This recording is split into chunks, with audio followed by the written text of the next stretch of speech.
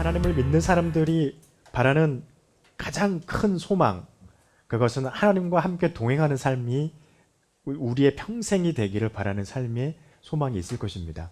그래서 늘 우리는 기도하죠. 하나님 나와 함께 해주십시오. 그러면 하나님이 나와 함께 해주심으로 말미암아서 우리의 삶 속에서 이루어지는 것은 형통함도 있으실 것이고 하나님의 축복도 우리에게 임하게 될 것이기 때문입니다. 그래서 우리는 믿음을 갖고 있는 사람들은 하나님이 나와 함께 해주시기를 원하는 그러한 마음을 우리는 갖게 됩니다.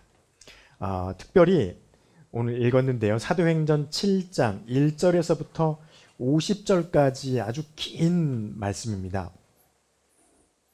1절에서부터 50절까지의 긴 말씀인데 이 말씀은 우리가 잘 알고 있는 대로 초대 교회, 예루살렘 교회죠. 초대 예루살렘 교회에서 7집사를 택하고 그 7명의 집사님들 중에서 한 집사님, 스데반이라고 하는 사람이 이스라엘 앞에서, 예루살렘이죠. 예루살렘 안에서 사람들에게 설교했던 내용입니다. 아주 장황하고 아주 길고 그리고 조금 심하게 이렇게 말하는 사람도 있습니다. 제가 생각해도 그랬을 거라고 생각되어져요. 우리가 1절부터 50절까지의 이 설교를 들었을 때 이스라엘 백성들이 눈이 동그래지고 귀가 쫑긋해진 설교가 절대 아니었을 거라고 생각을 합니다. 왜냐하면 이스라엘의 역사를 이야기하고 있거든요. 그러니까 이 사람들은, 예루살렘에 있는 사람들은 자신들의 나라의 역사에 대해서는 너무나도 잘 알고 있는 거죠. 특별히 여기서 몇몇 사람들이 4명의 사람들을 선택해서 스데반이 말을 해요. 그 사람들을 선택해서 이야기를 할 때 조금 예루살렘에 있는 사람들이 이 이야기를 들었을 때 지루하다 싶었을 겁니다. 알고 있는 이야기를 하니까. 그런데 이야기를 합니다. 그런데 여기서 우리가 집중해서 봐야 될 부분들이 많이 있겠지만 그 중에 한 가지를 우리가 같이 생각해 보고자 합니다.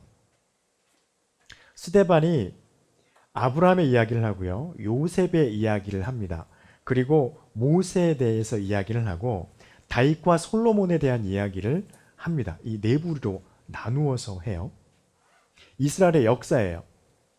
아브라함을 하나님께서 부르시는 역사에 대해서 이야기를 합니다.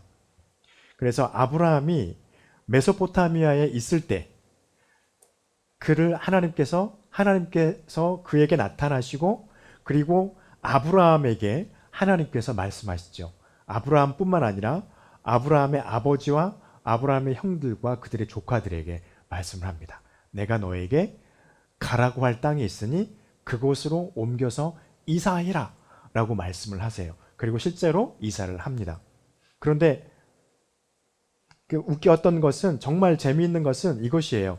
아브라함이 아직 아브라함이죠. 아브라함이 아니에요. 아브라함이 하나님이 누구인지 알지 못하고 있을 때 하나님이 그에게 음성을 주셨고 아브라함은 움직였어요. 그것을 이야기를 합니다. 그리고 결국에는 그가 나중에 어디로 옮겨지나요? 소돔과 고모라를 거쳐서 지금 이스라엘 백성들이 살고 있는 가나안이라고 하는 이곳 동네로 옮겨지게 됩니다.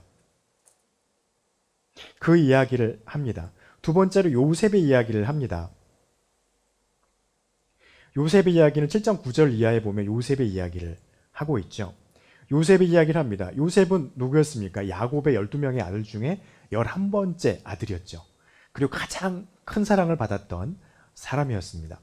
그리고 어찌 보면 야곱에게는 요셉이 자기가 원래 사랑했던 여인과 함께 결실을 맺었던 첫 번째 아들이었을 그런 심적으로는 첫째 아들이었을 수도 있겠다는 생각을 해봅니다. 가장 사랑하는 아내, 원래 사랑했던 그 아내와 낳았던 아이였기 때문에요. 그래서 그랬는지 요셉에게는 특별하게 옷을 입혔죠. 그래서 아주 좋은 자주색 옷이죠. 그때는 권력과 힘을 상징하는 색깔이었습니다. 그 옷을 입혔고 그것 때문에 제 위에 있는 10명의 형이 이 요셉을 별로 좋아하지 않았어요. 우리가 알고 있는 대로, 창세기에서 알고 있는 대로 팔아버리죠. 동생을. 너무했어요. 이 형들이. 팔아버렸는데 그 팔았던 요셉이 애굽에서 감옥에 갇혔고 감옥에 갇혔는데 그곳에서 하나님께서 기회와 지혜를 주셔서 총리가 되는 애굽의 황제를 제외한 그 나머지 사람들은 요셉에게 고개를 조아리고 무릎을 꿇어야 되는 그런 권력과 권세를 하나님이 허락해 주셨습니다. 그런데 그렇게 하셨던 것은 가뭄에 대한 대비책이셨죠. 야곱이 머물고 있던 가나안이 가뭄이 들었고 곡식이 없어서 이 아들들을 보내서 애굽에서 곡식을 얻어오게 하죠. 그것으로 인해서 나중에는 야곱이 애굽으로 이주하게 됩니다. 그래서 그곳에서 약 430년간을 머물어서 살게 되는 그런 일을 이 요셉의 사건을 통하여서 하나님이 이루어가는 것을 말합니다. 그리고 너무나도 잘 알고 있는 모세에 대한 이야기를 7장 20절 이하에서 모세에 대한 이야기를 합니다. 특별히 모세에 대한 이야기를 하면서 어떤 이야기를 하시냐면 모세가 40년 동안 바로의 궁에서 살다가 혈기에 의해서 나의 형제 이스라엘을 사랑한다는 마음을 나타냈는데 오히려 그것 때문에 모세가 고발을 당하게 되는, 왕자임에도 불구하고 애굽 사람을 살인했다라고 하는 그것 때문에 쫓겨나게 되어지죠. 도망칩니다. 그래서 미디안 광야에서 40년 동안 살다가 하나님을 만나게 되어졌고, 하나님을 만난 이후에 그가 다시 출애굽을 하게 되죠. 그리고 나서 출애굽한 이후에 그가 한 일 한 가지를 언급해요. 뭐냐면 하나님의 성전인 성막을 제작하게 됩니다. 그래서 이 성막을 제작할 때 그냥 제작하지는 않죠. 하나님께서 일려주신 치수대로 하나님이 알려주신 재료를 가지고 성막을 제작합니다. 그리고 그 성막을 제작하는 이야기까지 하게 되어지고, 그리고 난 이후에 46절에서부터 이제 다윗과 솔로몬의 이야기를 합니다. 다윗과 솔로몬의 이야기를 할 때는 한 가지입니다. 다른 건 다 빼어놓고 다윗이 하나님 앞에서 무엇인가 열심히 준비를 합니다. 준비를 하면서 하나님께 기도하죠. 하나님, 나의 생전의 소원이, 나의 다윗궁도 지었거든요. 궁전도 지었으니까 나는 좋은 집에 거하는데 하나님이 거하시는 아름다운 집을 내가 지을 수 있도록 나에게 은혜를 허락해 주십시오. 다 준비해놓고 하나님께 기도합니다. 하나님이 거절하시죠. 다윗, 너는 내가 있을 전을 짓지 못할 것이다. 그랬더니 왜 그러냐라고 하나님 이제 따져요. 다윗이. 그러니까 너는 전쟁하면서 왕국의 왕권을 또 영토를 확장시키는 그 일을 하면서 손에 피를 너무 많이 묻혔기 때문에 너는 지을 수 없다. 단 너를 뒤이어 나올 솔로몬이 네가 준비한 그 재료로 나의 전을 짓게 될 것이다 라고 하면서 솔로몬에게 그것을 넘기게 되죠. 그리고 솔로몬은 실제로 자기 아버지가 다윗이 준비한 그 재료를 가지고 하나님의 성전을 짓는 것을 말을 합니다. 그러면서 솔로몬의 고백을 하나를 실어요. 그것이 49절에 있는 고백인데, 여기서는 이사야 선지자의 말로 고백을 해 두었지만 실제로는 다윗의 고백이나 이사야 선지자의 고백이 똑같습니다. 하나님의 성전을 짓고서 그것을 봉헌하여 드리면서 솔로몬이 무엇인가 고백을 합니다. 그건 이따가 나중에 같이 나눠보도록 하고요. 이렇게 스데반이 이스라엘의 늘 앞에서, 군중들 앞에서 고발당한 것이죠. 고발당한 그 앞에서 이스라엘의 역사를 통하여서 쭉 말을 합니다. 이 아브라함을 말하고 요셉과 야곱의 애굽으로의 이주를 말하고 모세가 광야로 어떻게 출애굽을 했고 하나님의 성막을 어떻게 지었고 다윗과 솔로몬이 하나님의 성전을 지었던 이야기를 했던 것은요, 무엇을 말하기 위함이었냐면 이들은 하나님을 만났다는 것을 이야기하고 싶었던 것입니다. 그리고 하나님과 만난 것으로 끝난 것이 아니라 이 사람들은 무엇인가 약속함을 하나님께서로부터 받게 돼요. 아브라함이 메소포타미아에 있을 때 너가 가나안 땅으로 옮겨가라 라고 말을 하게 됩니다. 여기서 하나님을 만나게 되죠. 그런데 이때 당시에 아브라함이 하나님을 만날 때는 아브라함의 특이사항은요, 하나님이 누구인지 아직 모르고 있을 때였어요.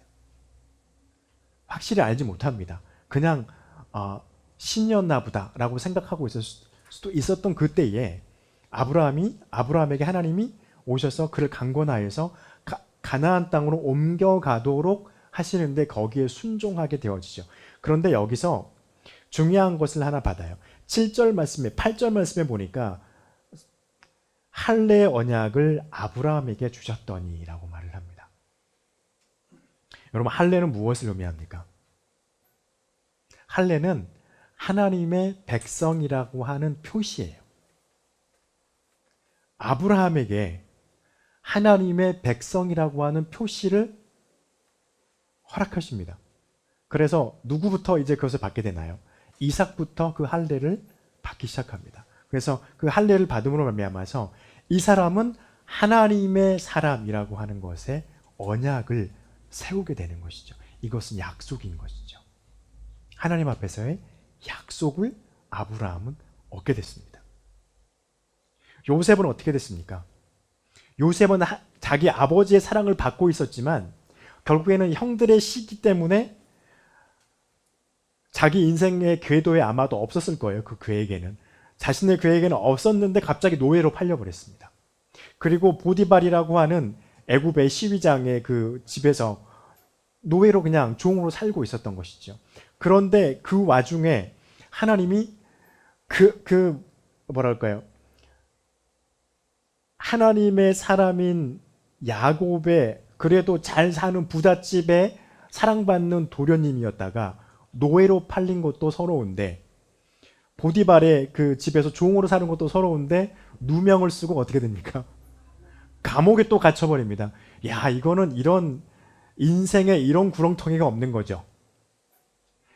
노예가 아닌 사람이 도련님이 노예가 되고 지금 또 누명 써서 감옥에 갇혀 있습니다.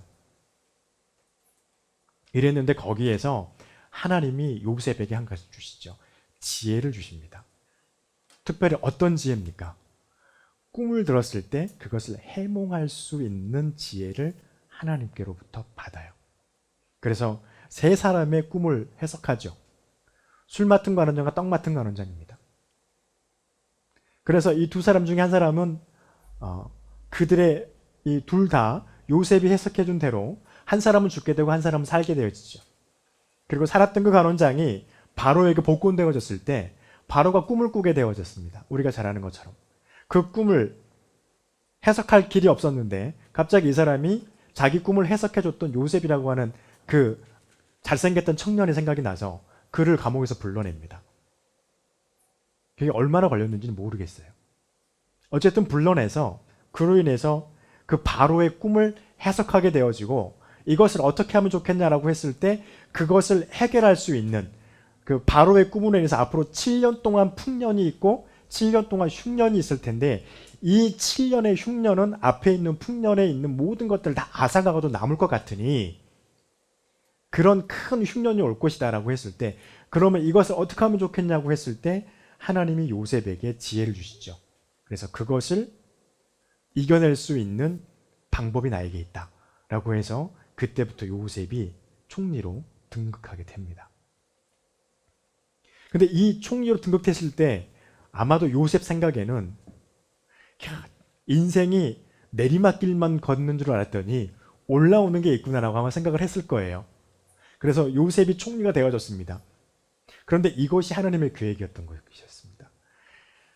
야곱과 그의 아들들, 자기 형들이죠. 아버지와 형들 그리고 동생이 굶어 죽게 생겼는데 그때 하나님이 이들을 애굽으로 보내게 했고 요셉이 그 형제들을 발견하게 했고 그로 인해서 야곱과 그 모든 자신의 집안들이 굶주림에서 목숨을 부지할 수 있도록 하나님이 애굽으로 옮기는 귀한 역사를 누구를 통해서 이루시나요? 야곱을 통해서 이루십니다.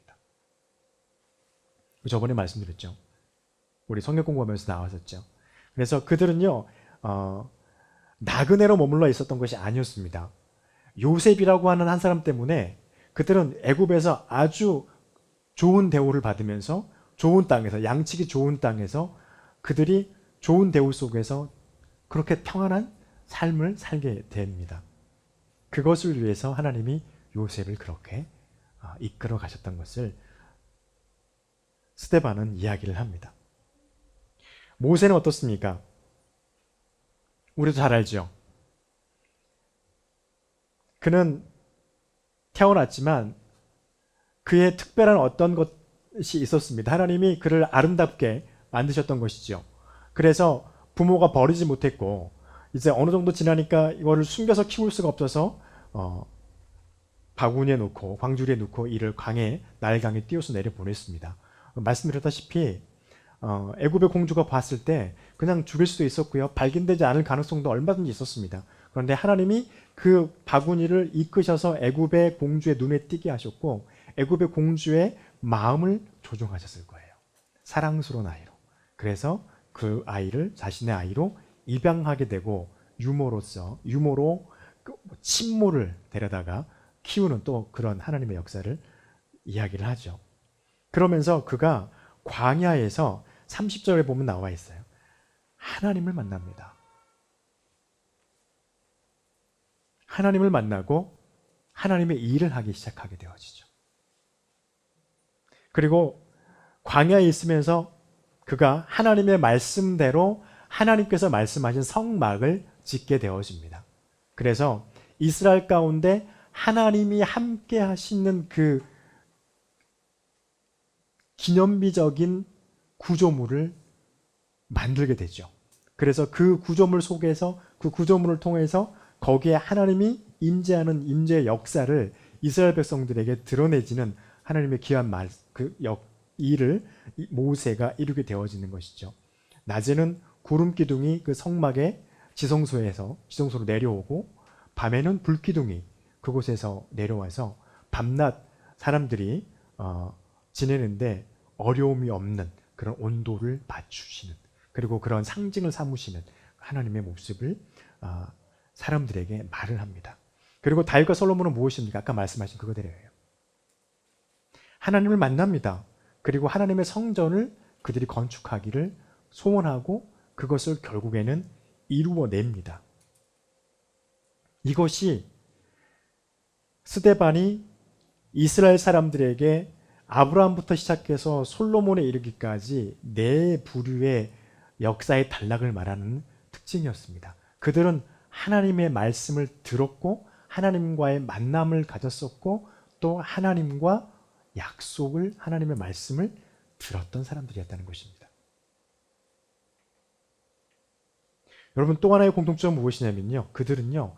하나님과 동행하는 사람들이었습니다. 하나님의 임재가 어떤 것인지 알고 그 임재 가운데 머물러 있었던 사람들이었다는 것을 우리는 기억해야 합니다. 여러분 하나님의 임재 앞에 설 때 우리가 조심해야 될 게 있습니다. 그래서 첫 번째 무엇이냐면요. 하나님의 임재의 장소를 정하면 안 됩니다.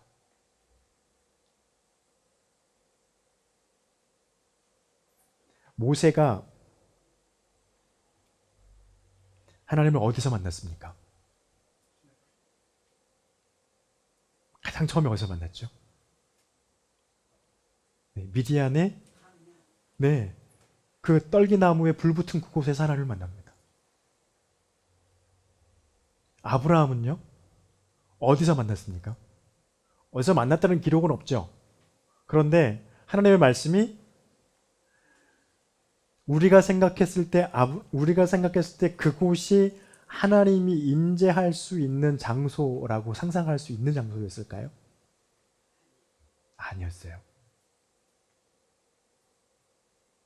요셉은 하나님을 어디서 만났을까요? 야곱과 함께 머물러 있던 야곱의 집, 자신의 집에서 하나님을 만나지 않았어요. 어디서 만난 겁니까? 애굽에서 노예로 팔려가서 그곳에서 만났어요. 어쩌면 감옥에서 만났을지도. 우리가 생각하지 못한 장소였다는 겁니다. 아까 솔로몬이 성전을 건축하고 고백한 고백이 있다고 말씀드렸습니다.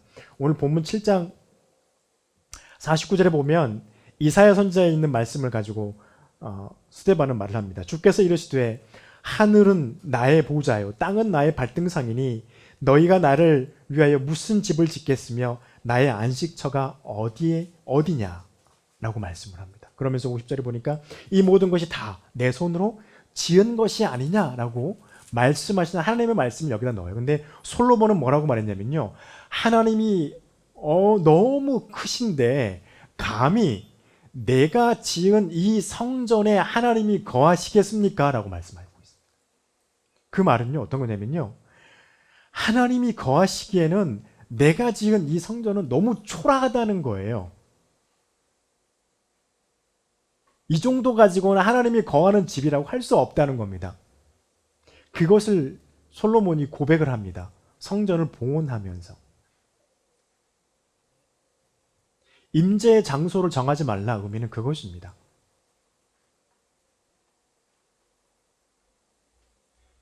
모세와 아브라함, 요셉, 최소한 이 세 사람들은요, 하나님이 그곳에서 우리에게 나타나시고 임재하실 것이라고 상상하지 않는 장소에서 하나님과의 교제가 이루어졌습니다.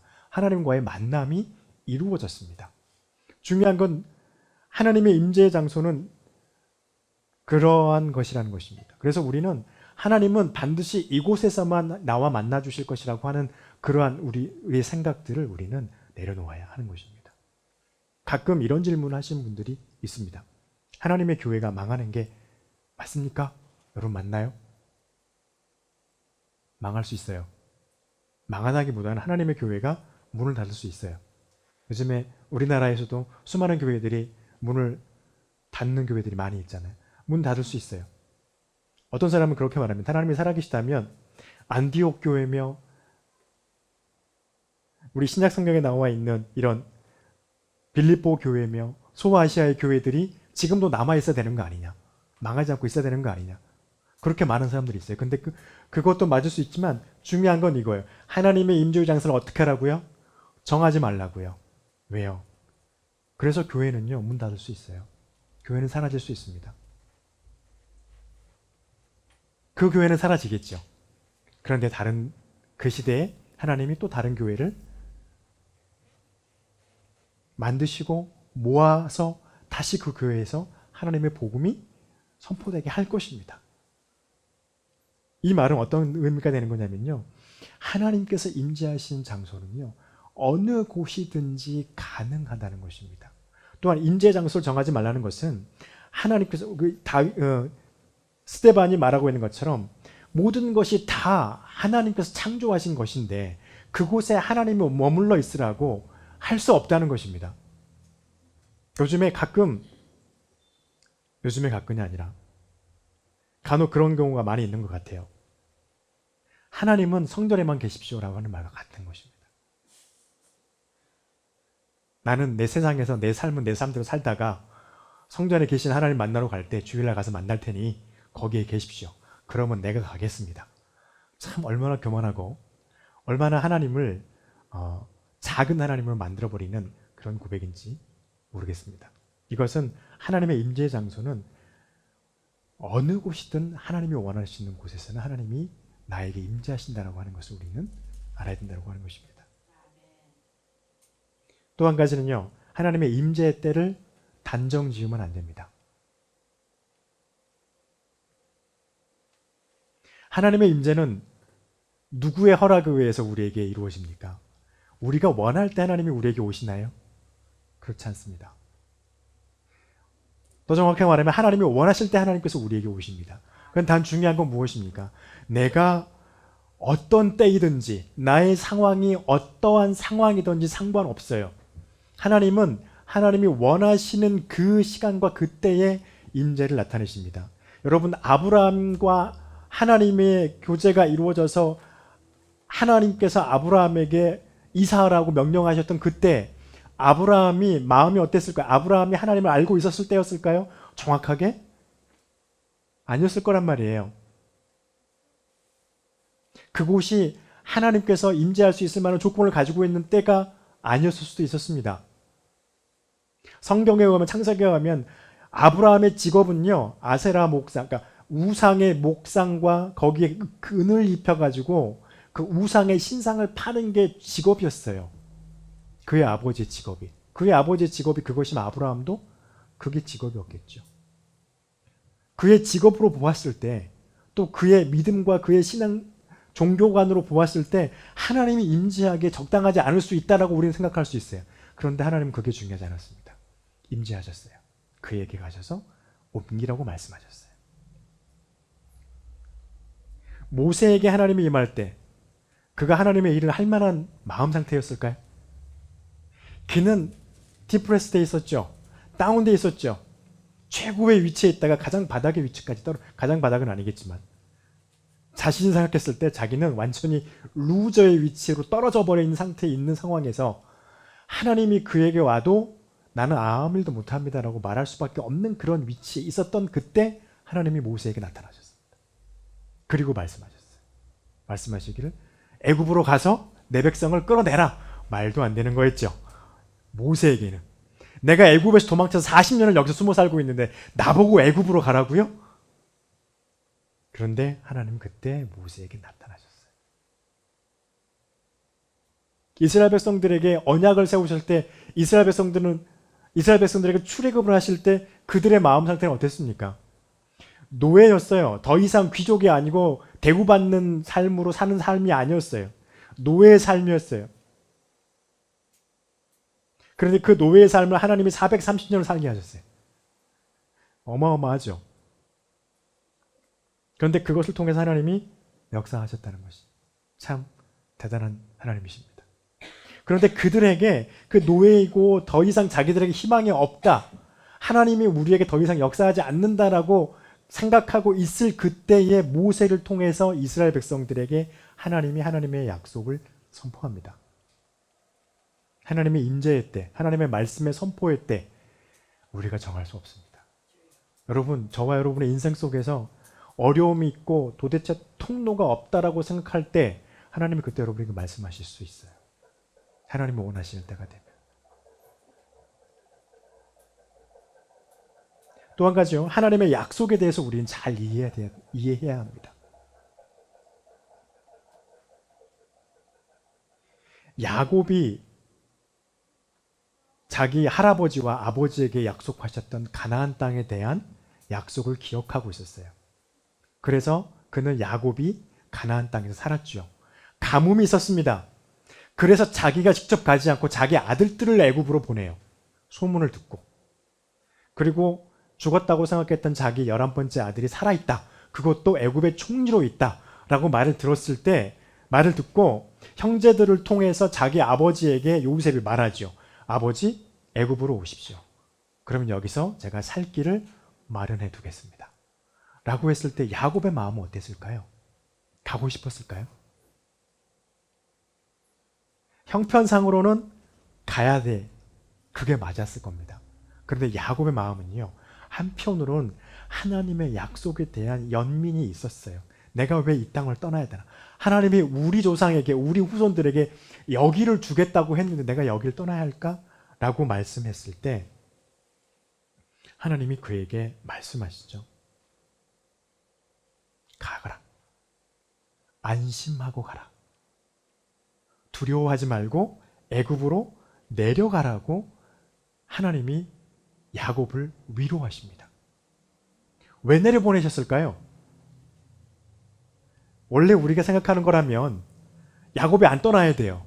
근데 정말 하나님의 역사임을 우리가 볼 수 있는 것이 거기에 있으면 하나님이 아브라함에게 하셨던 약속을 지킬 수가 없는 거예요. 하나님이. 물론 만드셨겠죠. 어떻게 쓴지. 그런데 아브라함에게 하셨던 약속 중에 하나가 뭐냐면요. 어느 날 갑자기 하나님이 불러내셔서 아브라함을 그리고 보이십니다. 하늘을 보아라. 얼마나 많은 별이 있느냐. 내가 너의 자손들을 저 별과 같이 많게 하겠다. 바닷가의 모래를 보아라. 얼마나 많느냐. 셀 수 있냐. 못 세는 거죠. 내가 저만큼 너의 후대들이 많게 하겠다. 라고 했는데 가나안에 있다 보니까 살기가 힘들어요. 그래서 하나님이요. 인간의 역사를 이용하십니다. 가뭄이라고 하는 걸 통해서 야곱의 가족들을 애굽의 고센 땅으로 이주해요. 그리고 그곳에서 물론 종으로 살아야 되고 노예로 살아야 되는 430년이었지만 그들은 고통이었지만 그들은 하나님이 자기들을 떠났다라고 생각하고 있었던 그 시간이었지만은요, 이 역사를 바라보면 하나님이 그들과 함께 했어요. 어떻게 해요? 들어갈 때 70명이었어요.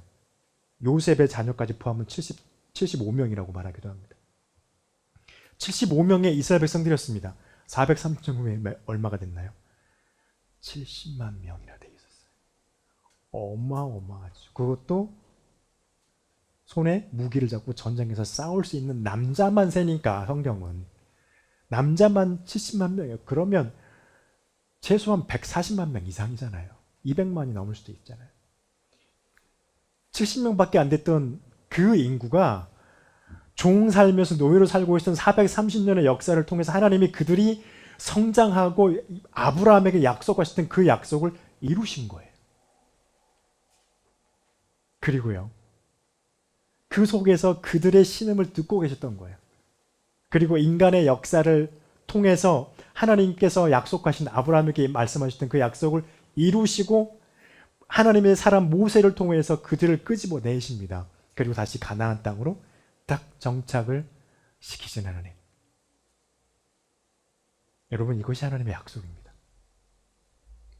저와 여러분의 삶 가운데 하나님의 약속을 받고요, 우리가 그 약속을 부여잡고 살다 보면 이스라엘 백성들처럼 노예로 살 때도 있고, 요셉처럼 사랑받는 나라에서 갑자기 노예로 팔려나가서 감옥에 갇히는 억울한 일을 당할 수도 있겠죠. 우리의 삶 가운데.